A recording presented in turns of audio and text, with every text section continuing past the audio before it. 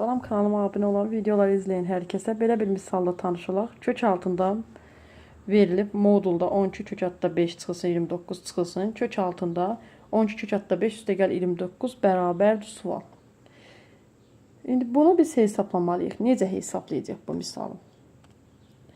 Gəlin baxaq görək, ilk öncə biz burada nə edə bilərik? Baxırıq ki, birinci kök altında moduldur, digərində modul yoxdur. Bunu moduldan çıxarmaq lazımdır. Modulda da bildiyimizə görə mənfi olmur. Mənfi ifadə olmur. 12-ni kök hatta 5-ə vuranda təqribi. Kök hatta 5-dən 2 tam nə qədər çıxır? 12-ni də o 2 tam nə qədərə vuranda 24, yəni 29-a çatmır. Belə çıxır ki, bu ifadə mənfidir. Onda bunların yerini dəyişsək, modulumuz müsbət olacaq. Yəni moduldan çıxarmaq üçün bunların yerini dəyişib kök altında yazırıq. Çıxılsın. Bu toplananların da yerini dəyişəndə cəm dəyişmir. Bu ifadələr uyğun eləmək üçün bir-birinə. Bunu da yerini dəyişək. Bu da 29-dan başlasın. Biri mənfi, biri müsbət. Buradan nə görürük? Nə etmək olar? Biri mənfi, biri müsbət. Gəl bunu biz kök altından çıxarmaq üçün ifadəni əvvəlcə kvadrata yüksəldirik. Əvvəlcə kvadrata yüksəldirik. Onda kök hatta 29 çıxılsın 12 kök hatta 5 çıxılsın 29 üstə gəl 12 kök hatta 5 nə olacaq? Kvadrat bərabərdir. Kvadrata yüksəldilmiş formasını yazaq. Birincinin kvadratı, yəni bilirik ki, bu nədir? Hansı ifadədə müxtəsər olma düsturudur? A minus B kvadratı. A kvadratı minus 2AB üstə gəl B kvadratı. Bu düsturdur. Onda tapırıq birincinin kvadratın 29 minus 12 kök hatta 5 kvadratından, yəni kök altından çıxacaq özü olduğu kimi. Sonra bunların ikisinin hasili vurulsun 2. 2-ni vuracaq bunların kök altında ikisinin hasilində vuranda belə deyək də, onda olacaq burada kök altında 29-un kvadratı çıxılsın 12 kök hatta 5-in kvadratı. 12 kök hatta 5-in 12 kök hatta 5-in kvadratı. Biraz pis günə düşdü yazımız. Sonra üstə gəl. Axırıncı da kökün altından çıxarırıq kvadrata yüksəltdiyimizə görə 12 kök hatta 5. Burada nələr edə bilərik hesablamamıza keçməzdən öncə? Hesablamaya keçməzdən öncə görürük ki, burada mümkün olan əməllər bunlardır. Ən birinci, biri mənfi, biri müsbət sıfıra gedir.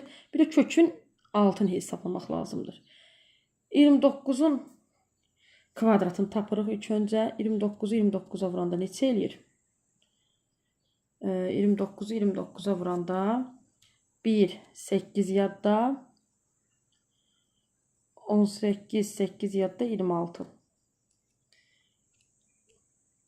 26. Sonra 2-ni 9-a 18 eləyir. 8, 1 yadda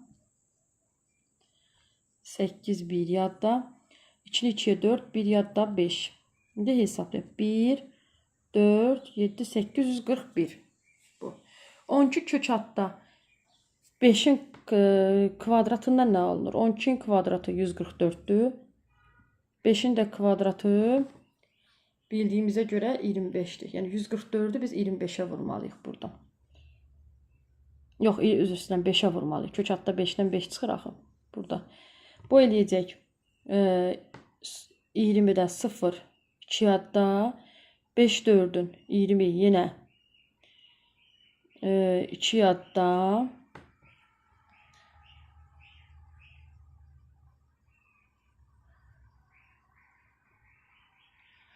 sonra 5 dəfə 1'in 5, 2 yadda 7. Deməli 841'dən 721'i çıxmalıyıq. İndi yazaq, davam edirik. 2, 29'umuz qalıb. 29 üstə gəl 29 yazırıq. Çıxılsın. 2, 2 kökün altında 841 çıxılsın 720. Yəni bu o deməkdir ki, biz almışıq burada. Biz burada almışıq. Bərabərdir 58 çıxılsın 2 kök altda 121. Bərabərdir. Bu da eləyir 58 çıxılsın 2 vurulsun 11. Bu da eləyir 58 çıxılsın 22. Bu da bərabərdir 36. Hə. Biz ifadəni kvadrata yüksəldib 36 aldıq. Yəni x-in kvadratını belə deyək, 36 aldıq. Bəs buradan x nə ola bilər? X buradan mənfi müsbət 6 ola bilər.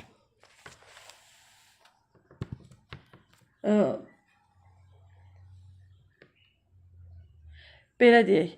Ümumilikdə ifadənin qiymətinə baxanda, əvvəlki ifadəmizin qiymətinə baxanda, yəni